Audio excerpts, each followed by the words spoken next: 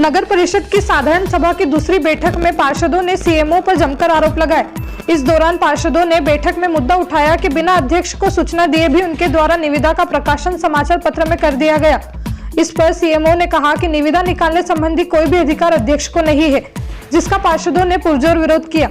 इसके अलावा सीएमओ ने नगर के जेपी मार्केट में दुकानदारों को बिना अध्यक्ष को सूचना दिए ही नोटिस बंटवा दिए, जिसका भी पार्षदों ने विरोध किया। बैठक के दौरान मौजूद एसडीएम डीएस तोमर ने सीएमओ से कहा कि अपनी कार्य प्रणाली में सुधार लाए और पार्षदों को पूरा सम्मान दे। बैठक में नगर परिषद उपाध्यक्ष, प्रतिनिधि एवं पार्षदों की कई मुद्दों पर सीएमओ से तीखी बहस भी हुई।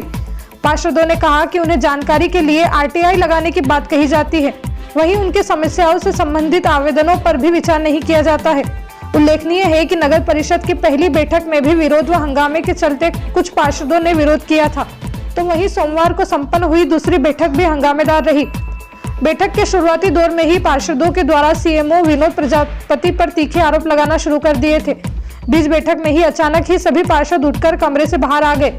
वार्ड क्रमांक 12 की पार्षद विद्या राजेश पवार ने पार्षदों को सम्मान नहीं मिलने व बैठक के दौरान सही शब्दों का इस्तेमाल नहीं होने का आरोप लगाते हुए अपने पार्षद साथियों के साथ बैठक का बहिष्कार कर दिया। देखने वाली बात यह होगी कि परिषद किस प्रकार चलेगी, क्योंकि जब देखा जाए 2 बार की बैठक में हंगामा ही नजर आया और तीखी नोकझोंक के बीच कार्यवाही चली।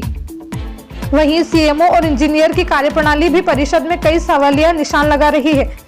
जिस प्रकार शिवम और पार्षद के बीच सामंजस्य नहीं बैठ रहा है, ऐसे में परिषद के कार्य बस सीएम शिवराज के प्रज्वलन बुधनी का ख्वाब कैसे पूरा होगा, यह देखने वाली बात होगी। आदर्श न्यूज मध्य प्रदेश के लिए नसरुल्लागंज से मुकेश प्रजापति की रिपोर्ट।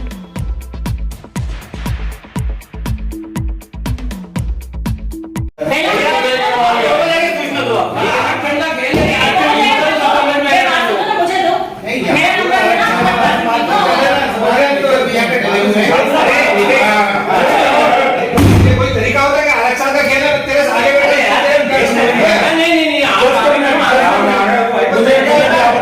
लोग देख रहे हैं सामने कैसे आया आरक्षण।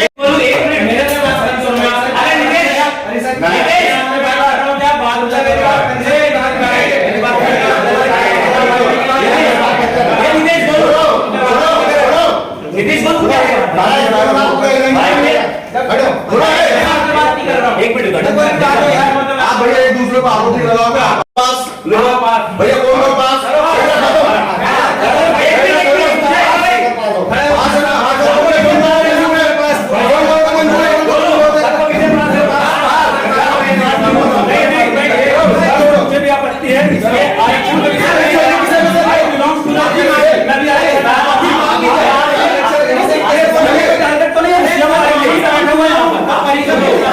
ये मामला ये है कि पिछली परिषद में मैं पार्षद था।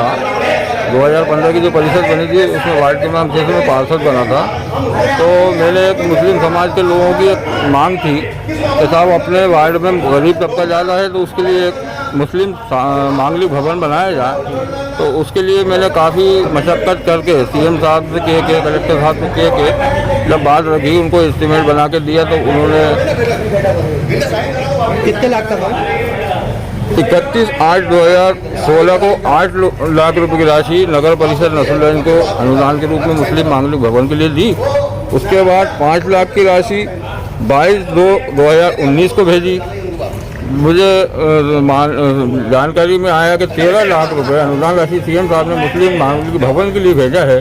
तो हम पिछले हमारे अध्यक्ष जो थे राजेश भाई अनीता लखेरा, उनको मैंने जानकारी ली, तो उन्होंने मुझको बोला कि शमीम भाई आप जगह हमें स्थिति बता दीजिए, तो हम ये 13 लाख रुपए खर्च कर देंगे। नगर में बैठक चल रही थी, विधिवत सारे प्रस्ताव सामने आ रहे थे, हम लोग उनको पास कर रहे थे।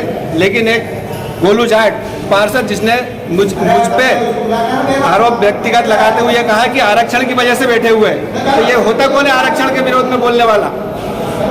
मैं इसका विरोध करता हूं और मैं ये इस बात को लेकर आगे भी जाऊंगा, मुख्यमंत्री जी तक को भी अवगत कराऊंगा कि आप परिषद की बैठक में व्यक्तिगत टीका टिप्पणी होती है। बैठक को लेकर जिस प्रकार से बाहर आ गए, क्या मामला हुआ? मामला बैठक के पूरे प्रस्ताव हमने पास कर लिए हैं। इन लोगों की बदतमीजी की वजह से हम बैठक से बाहर जा रहे हैं। मामला नहीं है, महिला है, परिषद की बैठक एक मर्यादा में होनी चाहिए। मर्यादा है, हम लोग सब सहयोग करें, हम विकास के काम में सब साथ है।